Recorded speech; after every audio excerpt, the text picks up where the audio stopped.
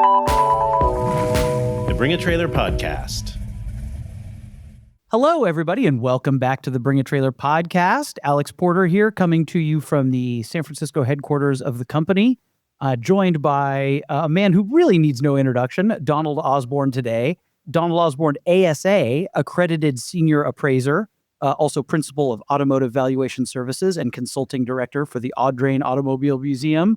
Classic car expert extraordinaire, bon vivant, a man of many charms. Donald, thanks for joining us. Thank you very much for having me, Alex. It's a pleasure. We got into it right before I even pushed record. We were already talking about whether Bring a Trailer is a piece of trash or not. So I don't know if we should start there, or if we should start with your background, or where we should go. Well, we can start with my background. I knew Randy Nonnenberg before Bring a Trailer started, and I spent a very cold evening in Pebble Beach sitting next to Howard Swig, talking about what we would not talk about in terms of Bring a Trailer. But it's a very, very funny thing. I remember Bring a Trailer back when you were hired, when it was an amalgamating site where it picked up great listings of cars for sale in various places, almost all of which were complete POSs, but really interesting POSs. And, it's something that I relate to greatly because my guiding philosophy when it comes to old cars has always been maximum impact for minimal outlay. The weirder car you can find that nobody else cares about, the better. You can have a lot of fun using it, driving it, showing it off to people, explaining it. There's nothing more boring than having a car you don't have to explain. Oh, look, it's another new Porsche 911. Oh, you have to explain the color. Okay, got it. No, you've got to explain the stitching and how all the pain you went through to custom order. No, I'm with you, Donald, for sure. Oh, my God. So I am a long-term BAT subscriber. I don't know if BAT actually never assigned a subscriber number, so I'd be really early, whatever it was. You were I remember one of our earliest auctions was a Lancia of yours. I think that was a Miele car or something like that. I remember when you listed that car, everyone was very excited. Yeah, I mean, I've sold, I think probably, I'm hardly a master seller, but I think I sold probably 6 or 7 cars on BAT, and I bought at least 4. And I have certainly assisted clients with selling and buying lots and lots of cars on Bring a Trailer. And as we were discussing right before we started, as an appraiser, one of the jobs of a professional appraiser is to understand markets. And that's a very interesting thing that's happened because people look at collector car auctions and they say, well, wow, I didn't know that a such and such 2-year-old car is a collector car. Well, it was at this auction I saw. I said, well, no, that was simply a used car selling in a collector car channel. And auctions and channels are very interesting things. And the fact that sort of price points and what you get used to. You think, okay, I go to this market. You don't go to Whole Foods to find canned peas on sale. And so you have an idea of what you're going to get at Whole Foods versus, I don't know, Stop and Shop or someplace, whatever it might be, a Safeway, depending. I have to be very regional. Kroger's, Harris Teeter, I have to cover all the regions. Star Market, it doesn't matter. But we've got Albertsons out here. Albertsons, okay, thank you very much. And it's one of these things that markets make themselves by their appropriateness. If people can sell an item in a market, then they will. If people think to go there to find that item, then more people will bring more of those items there for sale. And it's been very interesting to see how the Bring a Trailer market has certainly grown and broadened from the beginning of it. But I've always said to clients of mine, when they say, well, I've got a car for sale, how should I sell it? Okay, let's look at the car, figure out what you want to do with it, figure out who the logical and most expected buyer might be for that car, and then say, okay, this is the thing that you could do with it. And very often people will say, well, I want to consign my car to some name the shiny lights and beautiful curtains and wonderful chandeliers and expensive cocktails auctions. And I say, well, that's very nice. However, your car is not going to be accepted for consignment by that auction company because they have X number of slots that they have to fill. And your car, which might have a market value of $80,000, will take up the same floor space as a car they can get $800,000 for. So if you were them, which one would you pick? It's simply logical. It's not they don't like Are you that blunt with them, Donald? Do you say it like that? 100%. Amazing. Well, one of the things, this is great, I'll take a little detour here, is I had a wonderful moment that I think everyone gets to in their lives, some earlier, some later. When you realize that honesty, truth, and directness, without being rude in any way, shape, or form, is the only way forward because it makes things so much easier. 100%. And the fact that there are people in the world, shockingly, who probably don't want to be a client of mine. And I'm fine with that. It's okay. There are other people that they can work with. And the clients I have love working with me. I love working with them. And I think that if you're not going to be honest about what it is you're doing when it comes to selling or buying a car, I'd like to get into that a bit as well, then you're simply going to be deluded and you're going to be unhappy no matter what happens. And so I will tell people, okay, this is your car. It's likely to sell in this price range based on its condition, its provenance, all the things that make someone want a car. Then I say, okay, your car also is a really fantastic car. It's only had 2 owners from new. The first owner, however, replaced the engine, gearbox, and made the interior from cloth to leather and changed it from automatic to 5-speed.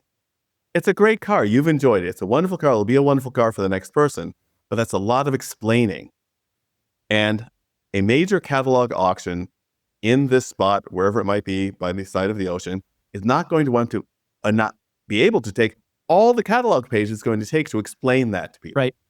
Right. So I have told so many people that the best way to explain a car is to list it on Bring a Trailer. Because first of all, we'll give you as many words as you want. And if you are smart, like I'm going to go really out on the limb here. Politicians. Let's talk about politicians for a second. Have you seen a politician crash and burn because something horrible has come out about them 3 months after they've declared their candidacy? You would think that these people would get up in the morning and say, I'm going to run for office. Go to the kitchen table, gather their family and friends and neighbors around and say, I'm going to run for office. What should I tell the public? And then they'll say, well, Alex, you should really tell them that, when you were in the 5th grade, you did this. And when you were in the 6th grade, you did that. And if anyone would ever make an announcement, say, hi, I'm Donald Osborne. I'm running for Senate. And I want to tell you that I was arrested for shoplifting at 12. So when that comes out, I don't care. It's done. Right. I was never arrested for shoplifting at 12, by the way. That's an important disclaimer. Don't worry. Don't worry. Please. I am safe in your store. I am safe visiting your home. It's fine. But just in the same way that people will have something about their car that they think they don't want anyone to find out, and they will list it. Let's just say they list it on Bring a Trailer, and they take lovely pictures of the car, and they write a wonderful description, and it's great, and they post all these pictures, and then someone in the comments says, oh, by the way, this is a really pretty car, but that engine, of course, is obviously wrong for this, this, this, and this. If they had simply mentioned that up front, it takes it away. It's like it's a non-starter. Or I would go even further, because we encounter this all the time, and transparency and honesty is like the whole reason we do this. But of course, we're talking about people selling cars, so they don't always want to be honest. But let's say you do. Let's say you do get found out in the comments during a live auction. Mm-hmm. Admit it. Freaking admit it. Just say it. Exactly. Right? Own up to it. Don't backpedal. Don't get defensive. Right? Just be truthful. That's all people want. I forgot that I only had 4 fingers. I thought I was going to. I who knew? Or I think a lot of people are scared of this. Admit it if you don't know it. Some people don't know everything about their car, or they find out something new, right? Right? You must encounter that all the time. Just be truthful. You don't know everything about your car. This works on both sides of the equation, the acquisition and the selling. My mother, who was a delightful lady in many ways, we had a slightly conflicted relationship, but that's fine. From where, Donald? Where did you grow up? Give us the brief bio. Very brief. Born in Manhattan, New York City, and grew up in New York City. In fact, one of the things that often comes up is the fact people ask me, oh, how'd you get into cars? I say, well, not very naturally, because my family didn't buy their first car until I was 12. You didn't need a car in New York. Right. So I got into cars because I had absolutely no friends as a kid. So I spent all of my time reading my older brother's car magazines and hanging out at the library reading car magazines and car books. So my tragic childhood led to a terrific adulthood. So see, all you kids out there who are listening to this podcast who have no friends, don't you worry. You too one day can be on television internationally. It can happen. But just don't stay in your room too long. Get out and look at cars. So it's one of those things that you say to yourself, you have to ask the questions. Why are you selling a car? Why are you buying a car? And if you're selling this car, everyone is selling a car because they either don't need it anymore, or they don't want to deal with what the car needs, or they're desperate to buy something else, they have to sell it. Also, be honest with why you're selling it. People often ask in comments, this is such a great car. You've owned it for a year. Why are you selling it? What's wrong? What are you not telling us about this transaction? And my mother was a school teacher for 35 years. And the greatest gift she gave me was to say, know what you don't know, admit it, and find out where you can get the answer. The most valuable words by which I have tried to live my entire life, or as much of it as I possibly could. And so you're absolutely right. If you don't know something, and chances are, quite frankly, not that it's difficult, but through the bring a trailer consignment process, chances are whoever is working with you is going to challenge you on some of the things that you have not indicated. And there was a big joke, which is no longer a joke because it's basically happening now. I used to joke that when I retired from the car business, I would do a seminar called How to Read an Auction Catalog, which has very little to do with auctions, actually, but it's just about the fact that it is what's not there. Oh, totally. That concern you far more than what is there. 1,000 words on the history of Lancia and one sentence on the Lancia in front of you. It drives me crazy, man. Exactly. And that's the thing. I used to, back in the old days when I was younger and before they changed my medication, I used to write lots of descriptions for auction catalogs for all the major auction companies. And I stopped doing it for a number of reasons. One, because they couldn't actually afford to pay me for the time that I put into it. And the second thing was that I would try to do more research than most of the companies wanted, or frankly, had the time for. Right. I get the raw material from the consignor, and they'd want me to shape it into lovely prose. And the best auction companies many years ago got to the point where they said, Donald, when you're writing this description, it's a 2-page description. We don't want more than 30 words about the mark or the model. Yeah. Write about this car. I mean, that's the gold standard. I don't see that too often in auction catalogs, but that's what we want. I mean, that's the whole bring a trailer listing process is built around that. Tell me about the car that I want. Well, Alex, going back to, again, we talked about the development and growth of bring a trailer. How about the development and growth of the catalog auction business?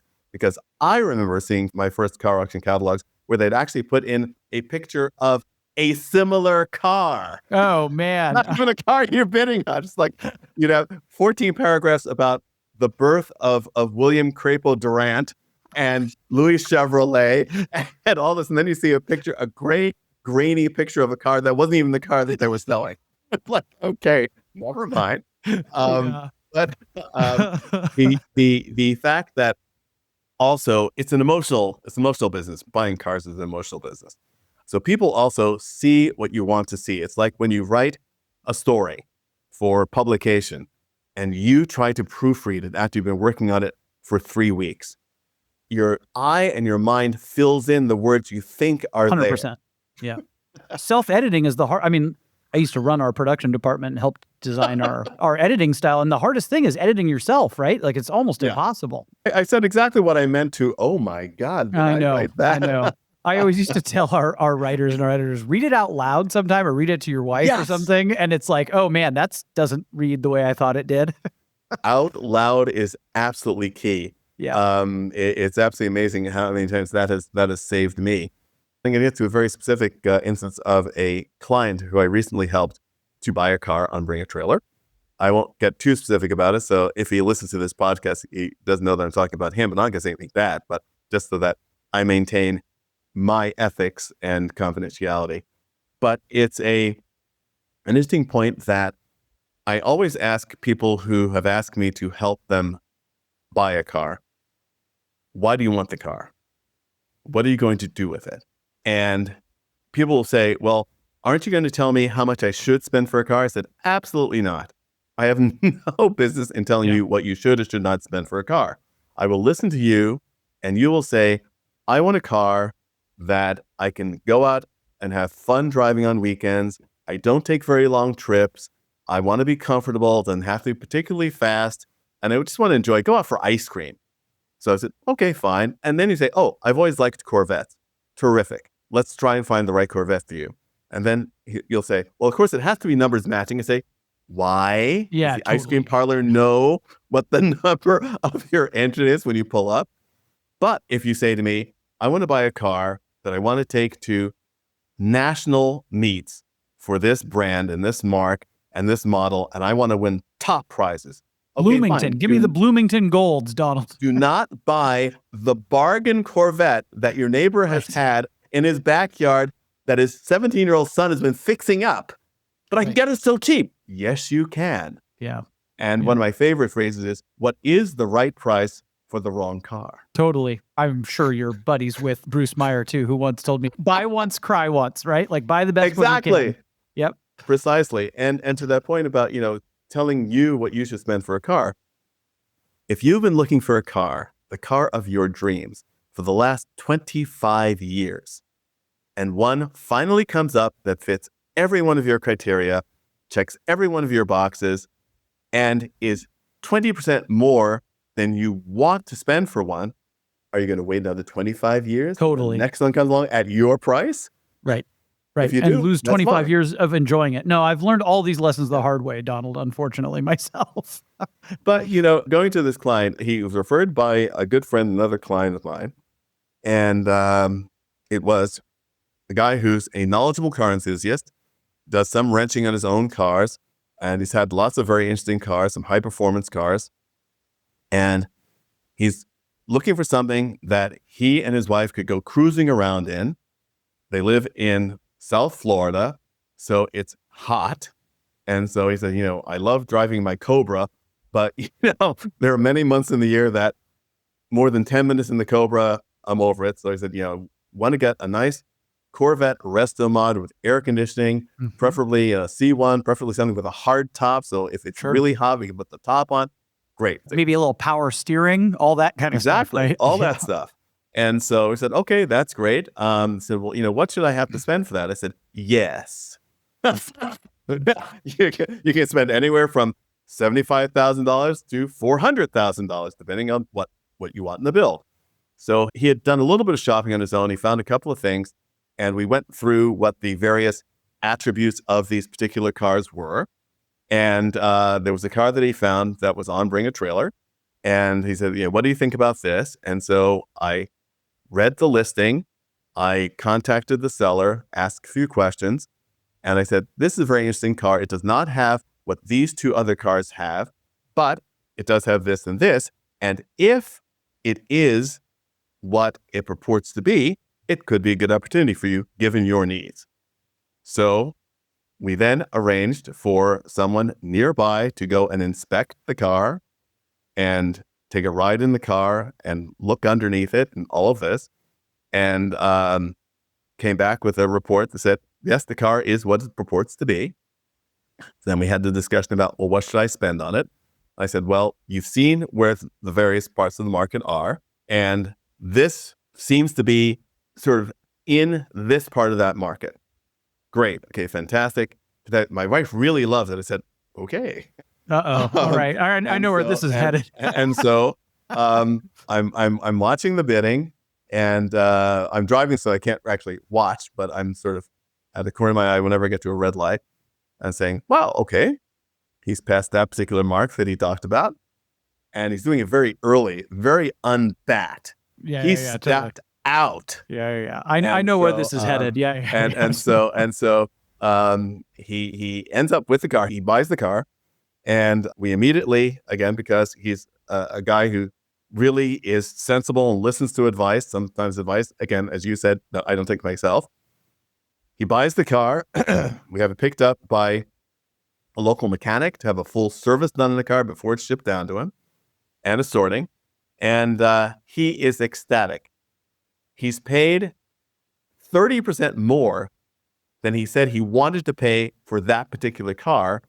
But he is ecstatic, his wife is ecstatic, and he knows exactly what he bought. Yeah. Doesn't have to fool around, doesn't have to do this, doesn't have to do that. And so it's about being aware of what it is that you're buying. Yeah. That's all that matters. I mean, what a pro experience you gave him. That's about as good as it gets, Donald, including the inspection, it's all that stuff. That's amazing. Yeah. And as we were discussing before, it is still slightly shocking to me that people spend six figures on cars that they've not looked at themselves, nor have they sent anyone to look at on their behalf. And I made the comparison buying a house without ever seeing it. And then, of course, I added that I just recently sold a house. I'm the buyer of my house. I'll admit something to you. I'll admit something to you live on the podcast. I bought a car today, an expensive one, sight unseen. Well done, and I hope that really works out for you. You only live once, man. I mean, I could drop dead tomorrow. I want to enjoy myself in a car that I want to drive. You don't want to drop dead because of the car you bought. Well, good point. Well, fair point. This is actually an interesting, I don't know if it's interesting or not. I'll let you and the people listening to this podcast decide for themselves if it's interesting or not. But my first professional writing gig in the car world was for Sports Car Market. I wrote Sports Car Market for many, many, many years and was co-host with my friend Keith Martin on What's My Car Worth for a couple of seasons. And the first piece that I wrote for Sports Car Market was a piece called Mr. Osborne Builds His Dream Car, which was a take on one of my favorite old movies, Mr. Blandings Builds His Dream House with Cary Grant and Myrna Loy. Great movie. Anyone who's ever done or considered a restoration of a car or a house or a boat or anything should watch this movie. 100%. Couldn't agree with you more. Wonderful movie. And so the reason why I titled the article that way was because it was about my path to an Alfa Romeo 2600 Sprint. It's actually how Keith and I met. I was a subscriber to the Alfa Romeo Market Letter, the precursor of Sports Car Market, and a big Alfa enthusiast. And I had a 63 Alfa 2600 Sprint. It's a beautiful, if you don't know what that car is, a beautiful Bertone-bodied, four-seater, very fast GT car. You got one behind you there on that poster, is that right? Isn't behind the Julia? Oh my, yes. Oh, aren't you good? You're good, yeah. Yes. I've been staring at that thing the whole time, Don. It's the reason why I have this poster. I love 2600s. I love them. And we've sold very few on BAT. They don't come up that often. Oh, for good reason. I mean, you're about to explain the reason. No, I love the 2600. This is a 1962 Swiss market poster for the Giulia TI and the 2600. And I had a black 2600 Sprint, so this is like absolutely perfect. So I wanted to buy one of these cars.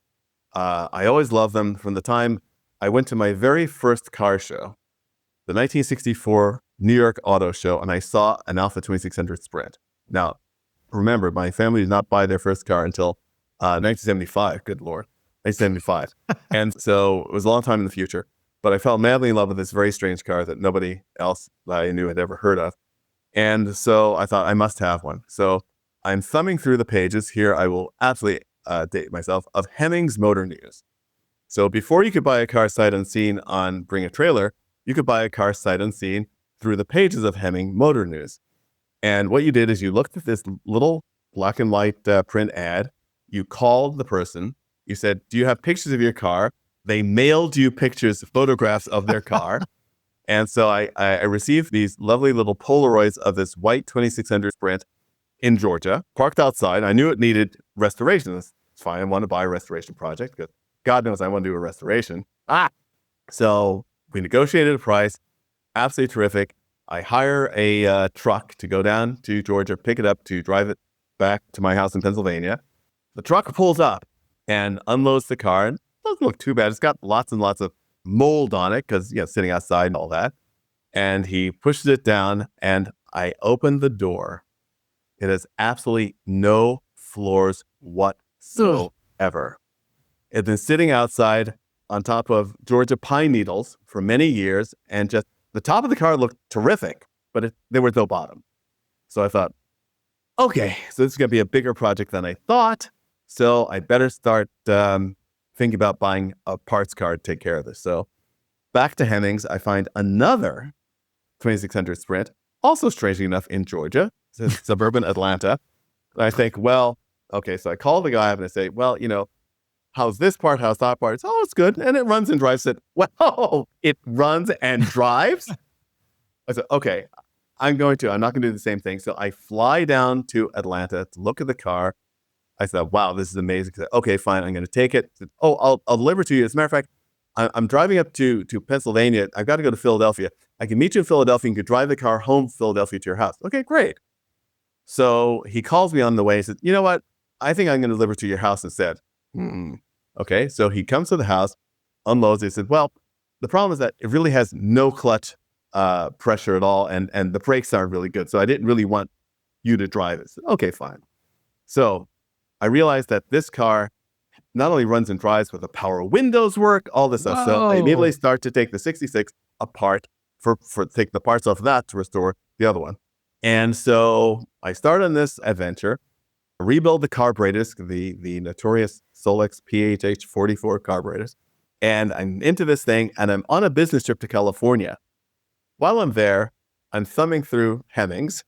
I see an ad for a 63 2600 Sprint, one family owner from new, black, tan interior, smooth and quiet at 100 miles per hour. I say, holy cow. So I go to look at the car, and it's not exactly as described because, unfortunately, the guy actually had bought it from the original family and had painted it, but didn't put any of the trim back on. It had just come from the paint shop. And I take it out for a drive. It's smooth and quiet at 100 miles per hour. At the paint shop, they had reconnected everything so there were no loose wires. So you blew the horn and the windshield wipers turned on. And it was a hoot. But I said, nonetheless, I'm going to take it. So I buy this car. So I now have 3 2600 Sprints. So I've effected the restoration of a 2600 by buying 3 of them. So therein lies the tale. So yes, you can buy a car sight unseen. Chances are they'll be the first of 3 of that particular car that you end up buying. There you go. But it was a fun adventure. Of course. And what a wonderful story. And you probably learned a lot, right? Like we all learn things through our misadventures. And I find that I learn these great pearls of wisdom from people like Bruce Meyer or like yourself. And then I don't actually follow them, just like your client. When, the emotion of a moment or a specific car grabs a hold of me, all that stuff kind of goes out the window, or at least it has a tendency to. Well, that's not going to happen right now because as we also spoke, I am multitasking here because Yes, tell me about your roles. How's it going? Recording this podcast with you, and I'm watching an auction. I won't mention the auction company, but I'm watching a live auction currently online from a location a few hundred miles away from where I am. And they're on lot 255. So my roles is that lot 278. And it's a car that I have no business buying whatsoever. I don't need it. I've been in the process actually of downsizing the number of cars that I have because when I stepped down from my role as CEO at the Audrain last November, I've got a place in Italy. And so I spend 5 months of the year in Italy and 6 months here in Rhode Island, a month in California. And so undriven cars get unhappy very quickly. And so I thought, I don't want to have undriven cars anyplace. So I've sold 3 cars here in the US. And my intention is to buy another fun car for Italy. I've got an everyday car in Italy, a Lancia Ypsilon. And then I'm restoring a 1935 Fiat 508 Balilla Bertone sedan. One of 3 built, one of 2 extant, designed by Mario Ravelli di Beaumont. It's a really cool car. So I don't need another car. Yeah. Sure. Do you still have a 2600? Oh, gosh, no. You were cured of 2600 love? Well, no. I am a serial collector. So I buy a car, I experience the car, I drive the car, I love the car, and then I move on to the next thing because I want to have other experiences. And I also am a fairly big believer in horses for courses. All the cars that I have, and I never have lots of cars at one time, but they should all give me a different driving experience. Sure. And there was one point when I had the 2600 Sprint, I also had a Lancia Flaminia Pininfarina Coupe. I thought, and I also had at not the same time, a Fiat 2300 Ghia Coupe. And I thought, all these cars do exactly the same thing. Sure. And that just doesn't make a lot of sense for me as a collector, as an enthusiast. The perfect collection I ever had, which I will never be able to duplicate again, was when I was still vintage racing. I had a really neat vintage racer that was based on a 1951 Crosley hotshot. It's called the Crosley Gardner Special. It's a really neat thing built in Glendale, California. This guy named Chuck Gardner. And it was on the cover of Honk and Hop Up magazines. Wait, this isn't the little blue car that raced at Le Mans, is it? No. Okay. It's red.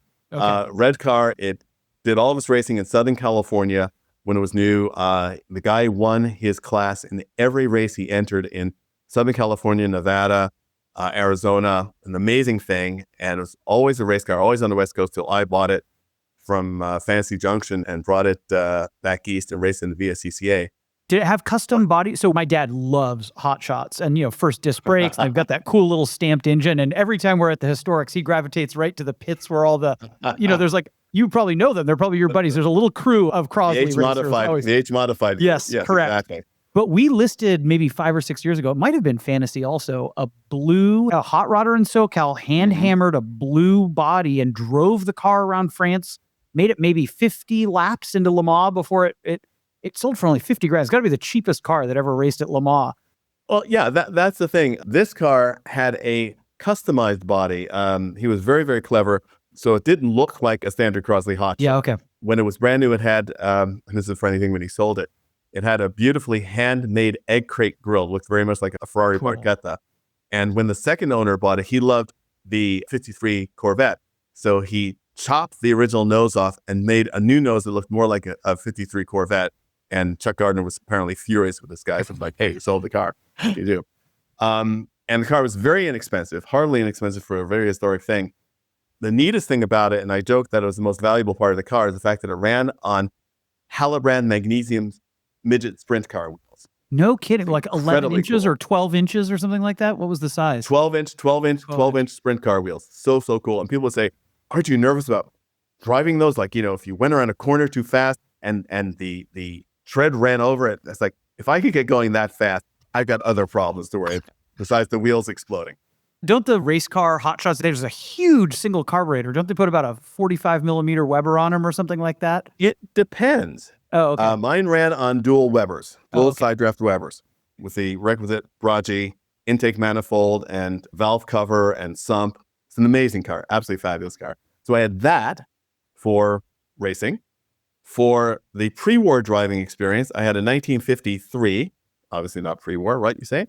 Lancia Ardea, which is the last of the series of the cars which were introduced in 1939. Fabulous narrow-angle V4 engine, 850cc. The world's first production 5-speed gearbox in a production car. Pillarless suicide opening doors. Amazing car. Absolutely fantastic car. Then, if I wanted wind in my head motoring, I say that for people listening, people don't know, I'm bald. I had a 1960 Alfa Romeo 2000 Touring Spider, which I absolutely loved. And then if I wanted to go fast, I had a 1969 Lamborghini Islero. Oh, man. So every one of the cars offered a completely different driving experience, and that was absolutely fantastic. And I never had the discipline to quite get back to that kind of thing again. Tell me about the Islero a little bit. I love those cars. I was at the Quail a couple of years ago when they had about 20 Isleros. It was the featured car at the Quail, maybe 2017, something like that. I've always loved them. I think they're kind of, they're a little bit under the radar. I'm not sure a lot of people know about them. They're just a gorgeous car. No, very few people know about them. I love early Lamborghinis of all kinds. And again, the Islero is a car that I'd always loved. Again, loving the quirky. I love the 350 GT. Awesome. Yeah. And I thought, this is really interesting. You can actually get the performance of the 350 GT and the 400 GT in their successor that cost half as much, and I think is a really handsome car. I love the very clean styling that it has. And so I thought, I'm going to look for one of these cars. And again, how you know when you're going to buy a car. I wanted an Islero. They're very, very rare. They made 125 of the first series and 100 of the second series. And so they don't come up for sale all the time. So again, I was on a business trip out in California, and I went to visit my friends at Fantasy Junction, and lo and behold, there was an Islero. Wow. Took it out for a test drive. Thought, oh my God, this car is astonishing. Went back to the showroom, went through the service records. It had probably about 3 inches of service records. I went through every one of them.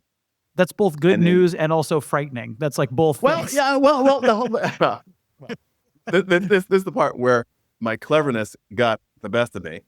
I went through every one of those invoices. I did not find one invoice for a valve job. I thought, I'm not going to be the one that does the valve job in this engine. Forget about it. I'll wait for the next one. Cue Jeopardy music. Da, da, da, da, da, da, da. So the years go by, the calendar pages fly off the wall. And finally, I see another one for sale in Fort Lauderdale at a friend's dealership. And it was $20,000 more than what I could have gotten the one in California for years before. But I thought, okay, let me take a swing at this. And there's a hurricane.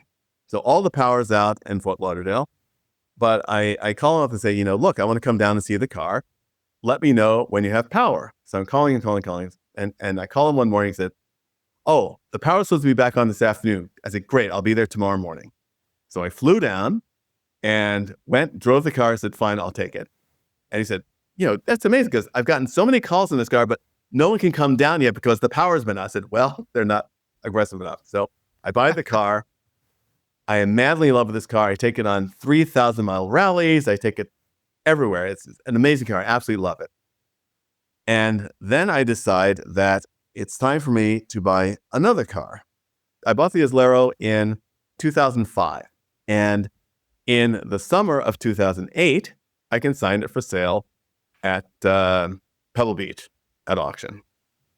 And I set a world record for the car at auction, which lasted for 4 years. 5 years. Amazing. No, 5 years it lasted. And there's actually another funny story, which I will tell, which will get both you and me into great trouble. We talked about people that buy cars without looking at them. Now, the person that bought the car was present in the room. And I spent a good deal of time during the preview standing around and talking to some people that came up and looked at the car. And so I knew that the car was going to sell. I actually was so confident that I actually lowered my reserve before the sale. So I said, I know it's selling. So the car sells. And I go and speak to one of the folks that work at the auction house. I said, I know you don't have to, and you probably don't want to tell me who bought the car, but I just want to know, was it this father and son? Because they were really terrific. And I spent a lot of time saying, no, there was this youngish guy, and he was there like with his posse. I said, young guy with posse? I don't know. I said, yeah, I remember this because after the car left the block, I had to take him to see the car because he hadn't seen it. The first time he saw it was when it drove up in the block. I said, oh my God. I said, well, does he like it? I said, oh yeah, he liked it a lot. So I called the next morning. I said, did he pay for it? Yeah, he paid for it. I said, great. The person who bought the car was Adam Carolla. That's funny. So it was hysterical. When he was building his blue Lamborghini collection, that was one of them. So it was quite funny. So, the impulse, the emotional buy is a very powerful thing. But he probably knew who he was buying from too, right, Donald? I mean, he knew it was your car. I don't know if he did or not. I mean, I told him years later. We had a conversation years later. I said, oh, you bought my Islero. I mean, one of the things that blows my mind is how many people there are like that, right? They make up their mind in their head. They're like, I want this car. And sometimes they don't even care if it's that good, right? They're not even really that interested in it. They just want the thing. And I mean, usually it's somebody with a lot of money and they're just ready to buy the item and move on. I know you're an art guy and a music guy. This happens in other similar collector markets too, right? They've got to have the thing and they're going to get the thing. Absolutely. And I'll tell you 2 stories. One on the low side, one on the high side. One of the cars I recently sold was a 1953 Jaguar Mark 7, which I absolutely loved. It's a fantastic car. A car I bought slightly by accident. I was putting together with the executive director of the Audrain an exhibition called From the Racetrack to the Opera, Marks That Did It All, where we put pairs of cars, a touring or luxury car from a brand and a racing car from a brand. So the Jaguar pair was going to be a D-Type and a Mark 7. I thought, no problem finding a Mark 7. I'll have to probably hunt for the right D-Type. Found the D-Type in 2 minutes. Could not find a Mark 7 for love or money. I'm thinking, what am I going to do? What am I going to do?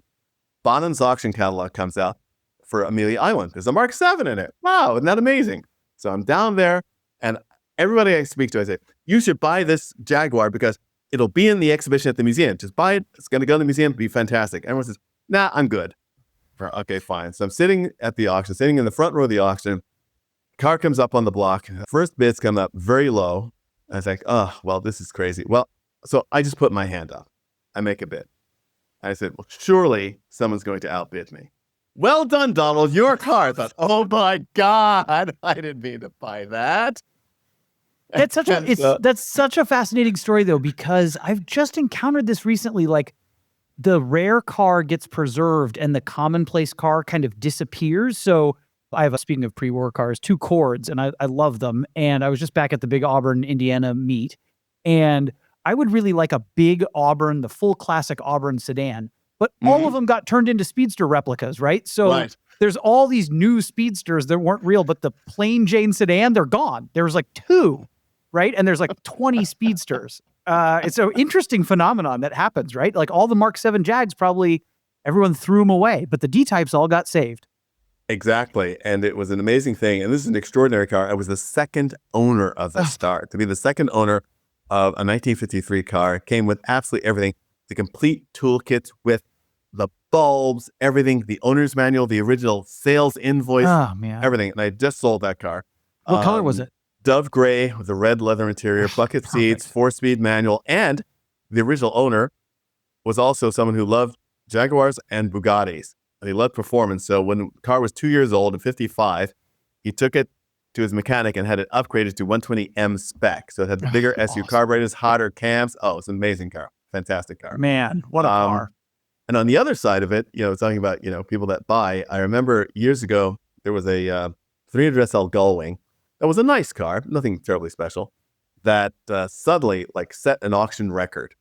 And everyone's thinking, what the heck was that all about? Turns out, and of course, there has to be an underbidder. So again, this is where emotion gets in. But the person who bought the car was going to buy that car. It was built on the day he was born. He wanted that car. So it didn't matter. It was like, my hand's up. I'm not stopping. Right. I mean, some of the most wild results we've seen on the site, and one of them we turned into a big success story and even a video, was, people trying to buy either a car they literally owned before, right? Like we've seen that before. We've brought Furman engines back together with the right 550, or one guy bought a Porsche 906 owner's manual for his 906, right? Like they've been separated for all these years. But, it's either a car they personally owned, or it's like, oh no, my wife had that exact car in high school, same color, whatever, and it's her 50th birthday. So if I need to pay $75,000 for a Corolla, that's happening. Right. Exactly. Absolutely. And again, to me, it's the best kind of buying. It may seem irrational to some, but I think that more buying of cars, art, furniture, whatever it might be, should be irrational, because you have to buy emotionally. One of the things that I recently did a lecture at a university in Italy, in Milan, part of this program of collection management. And it was about automobiles as an asset class. And I said, you know what? I would love to do this lecture because I don't believe in automobiles as an asset class. So I can't wait to do this. Yeah. And so I did this lecture. It was absolutely fantastic. I always say, yes, they can be an asset. Well, they are an asset. It's appreciated. A lot of times they're a liability. A lot of times they're a liability. But, if going back to the beginning of our conversation, why are you buying the car?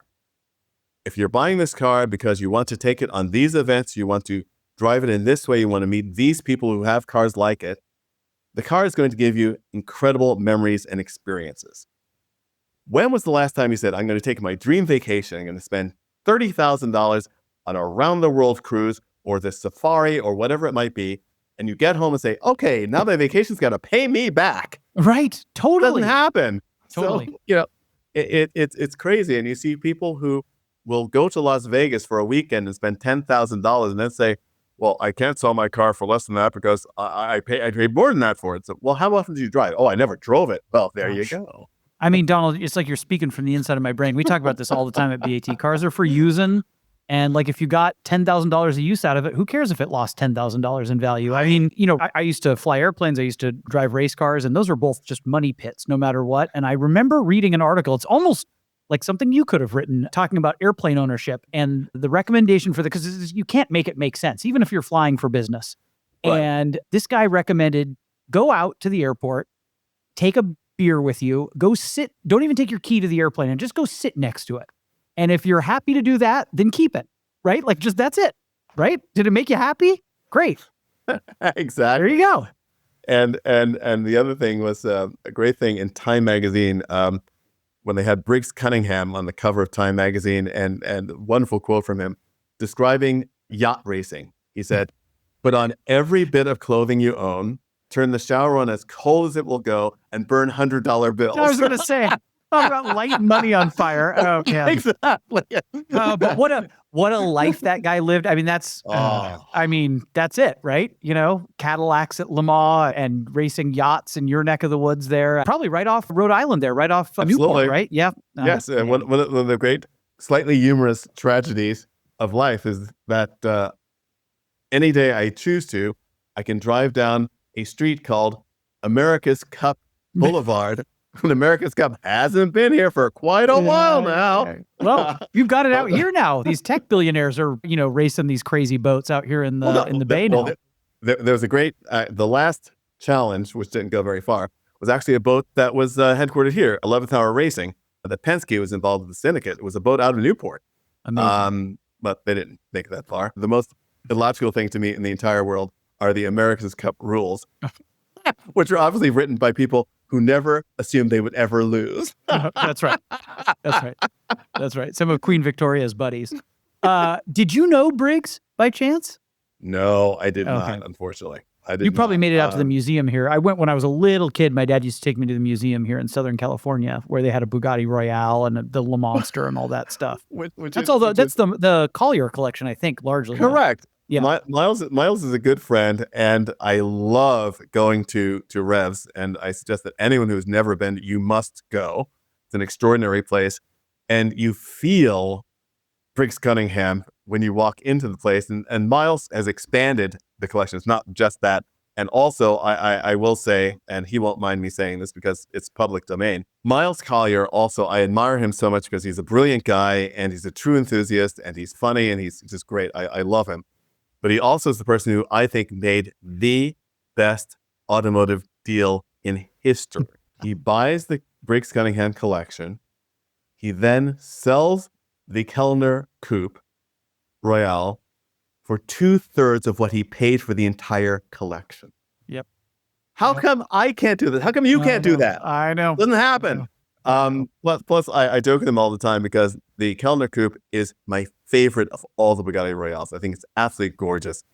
And he said, "Oh, it was lovely enough looking car, but had nothing to do with anything else here." Yeah. But so I wish I could remember his name. My dad would kill me. But the curator of that museum was a buddy of my dad's, and I have this memory, Donald, from I was probably 3 or 4 years old. I was born in 1983, and the curator would balance a dime on edge on the hood of the Kellner Coupe, and then he would get in and start it, and the dime wouldn't fall over. That was his party trick, and I remember seeing that when I was a little kid because it was smooth. Isn't that amazing? No, you got me going because I can't remember. He was a circle track racer. We have a piece of his art in my parents' house. Anyway, really sweet guy, and what an amazing place. Yeah. But again, another great memory that I have, a recently made memory. Audrain Motorsport is the sponsor of the Goodwood members meeting, and every year does a tour for folks to come over. It's a week-long tour to visit various places, the McLaren Technology Center, Bewley, all these wonderful things and collections and all this. And the group has a private track day at Goodwood in which they drive the vintage cars of Goodwood around the track. It's absolutely fantastic. And one of my other great heroes, Derek Drinkwater, who's this absolutely mad Englishman who's built a perfect replica of Le Monstre and of the 1950 Series 62 Coupe as well, that ran Le Mans. And he did it with the total blessing and the support of Miles and the folks at Rev. So it's an exact tool room copy of Le Monstre. And I drove it at Goodwood. Did you really? Oh my God. It was remarkable. Holy cow. Well, because Le Monster is just a Series 62 underneath, right? With the crazy body, isn't it? Yes, Yeah. yes. Okay. It's a Series 62 underneath with 1/3 the weight of a Series 62. Yes. And it's just One of the Yes. most shocking looking cars of all time. it is this vast thing with this incredibly powerful engine with large but drum brakes, so you plan ahead, and it is absolutely amazing. And it's just, it's an automatic transmission too, isn't it? automatic transmission. Yeah, that's what I thought. Yeah. Yes. Amazing. It is fabulous. It's absolutely amazing. And say so the guy's name again. He had a great British name. What's the builder's name? Drinkwater. Derek's Drinkwater. He is fabulous. He's absolutely fabulous. And my favorite of the Cunningham cars is the C4. I always get the letters wrong. The coupe. CR4K. Yes. CR4K coupe, which is amazing. And you stand next to that car, and you just feel its presence. It 100%. is just absolutely remarkable. So yeah, that's why people should buy and own and have cars. This investment thing. I know. Well, you're getting me fired up. It's good when you, I don't know if this is the case for you, Donald, but when you do cars all day long, sometimes you're like, do I actually like cars? So it's good to talk to somebody like you and remember that we love them. Yeah, we do. And it's a very funny thing too. And I'm sure you, like me, having spent so much time around cars, it's very easy also to become jaded. 100%. Like, oh, a Ferrari 250 GTO. Which chassis number is that? Yeah, whatever. And I'm always slightly amazed when I'm out in the car and kids especially stop and take pictures of the car and pose next to the car. It's like, what are you doing? It's just like, it's another one of these. Then I did something a couple of years ago. I wrote a feature for Porsche Panorama for the PCA to commemorate Porsche's victory in the last FIA-sanctioned Targa Florio. And I was in Italy, and so Porsche Italia sent a new 911 Targa down to Sicily, and my spouse Frank and I drove on the Targa Florio route in this new Targa. And we also shot a video and chatted with a bunch of local people, middle-aged guys who remember the Targa Florio when they were kids and all this. What year was the last year, and where can we find this video? I'm going to watch it tonight. We can link to it in the thing, too. Absolutely. It's on the PCA YouTube site.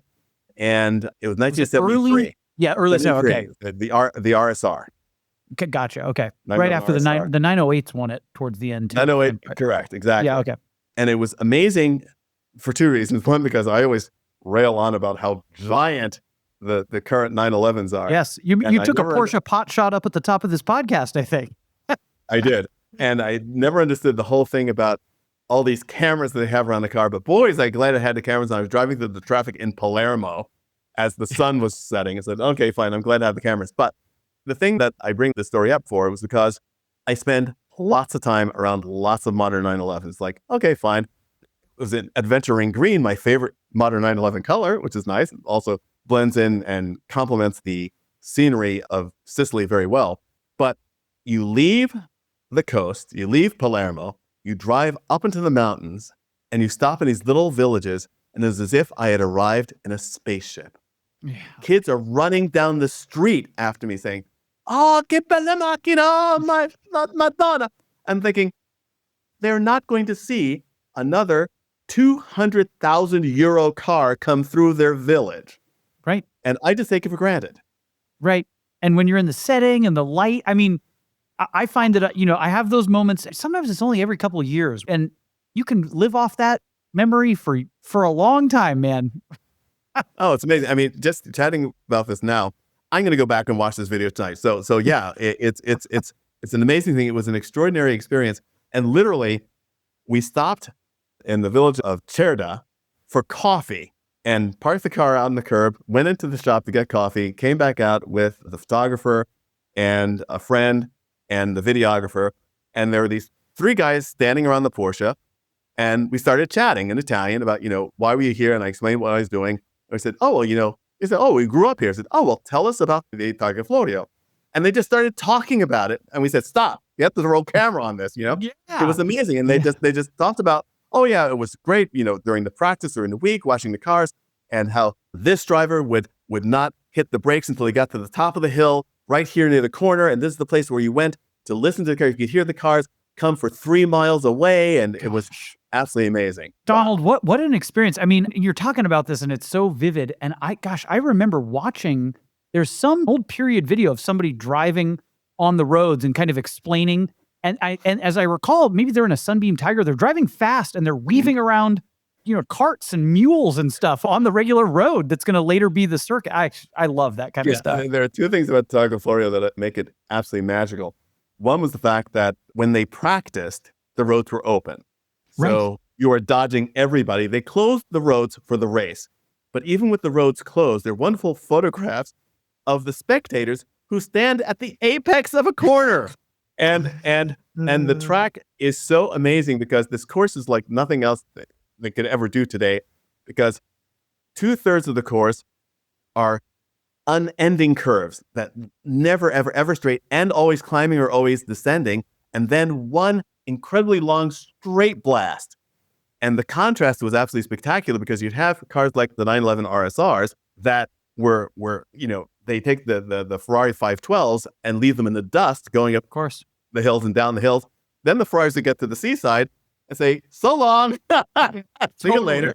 And it was just absolutely extraordinary. And you can today still drive 2/3 of the original course. The last third of it, 3/4 of it. The last quarter of it, the road is so deteriorated, you can only drive it in a 4x4. Okay. But it is astonishing to do and absolutely worth doing. Man, I'm ready to jump on a plane to Sicily right now. Absolutely. Oh, Donald, what a treat. We could go on forever. Maybe we have to talk again because we didn't get to. I wanted to talk architecture. I wanted to talk food. I wanted to get into everything. We didn't talk. I'll be glad to come back. Great. Well, it's been a real pleasure. Let folks know what should they know about. What do you got coming up? What does Audrain have coming up? Tell the folks what they need to know about you and anything you got on the horizon. Well, we've just had here in Newport the annual Audrain Newport Concours and Motor Week, which is very successful. And it is always the first Sunday in October. So mark your calendars for next year, the beginning of October. I saw you hanging out with Jay and, who was you? Magnus and Jay, both former BAT podcast guests. Looked like an awful lot of fun. We had a great, I put together the seminar series for you. We had a great series of seminars talking to Ray Evernham about who's more important, the team or the driver, Magnus and Jay and Steve Serio talking about modding or not modding. Oh, man. We love all those guys. We're about to, maybe you'll come out. We're about to have our event in Boston with Steve Serio just in a couple of weeks. We're going to have a BAT event up there, and we love Steve. And Evernham's bought some really interesting cars on BAT. He bought one of his old DuPont, one of the old Jeff Gordon championship cars back on BAT. And was kind of secretive about it and then exposed himself in the comments, after the auctions, like, hey, by the way, I know where to get spare parts for this. I was the crew chief on this car. Exactly. The next thing coming up at the Audrain is in the spring is the Veteran Car Tour. This is a really neat 50-mile drive from Newport to Bristol, Rhode Island and back in cars 1908 and older, which is really fabulous. Do you drive in that? Do you take something out? I do. Absolutely. The last two times I've done it in a 1907 Ford Model S. Oh, amazing. It's been absolutely fantastic. And I will be heading to Italy week after next for 4 days for Auto e Moto d'Epoca in Bologna. And I'm going to be moderating a roundtable with representatives from various auction companies at the release of Adolfo Orsi's latest auction yearbook there at Auto e Moto d'Epoca. And then coming back here, and I'll be down in West Palm Beach, if anybody's around, in November for a great event called Sculpture in Motion. It's a fundraiser for the Ann Norton Sculpture Garden in West Palm Beach. It's a beautiful show, a very carefully curated show of wonderful cars, some great cars in that part of the woods. Then I'm off to Italy for 2.5 months. In November, I come back in February and start all over again. Gosh, you really know how to live life. Oh, you have to. Yeah. I could learn a thing or two from you, Donald. Well, it's been a true pleasure. Thank you so much for doing this. I know our community will appreciate everything you had to share. So thanks so much. Thanks for having me, Alex, and I look forward to coming back. Yes, absolutely. Part 2 coming soon. Thanks to everyone for listening. As always, please feel free to share feedback, thoughts, concerns, complaints about Donald to podcast@bringatrailer.com. We will catch you next time.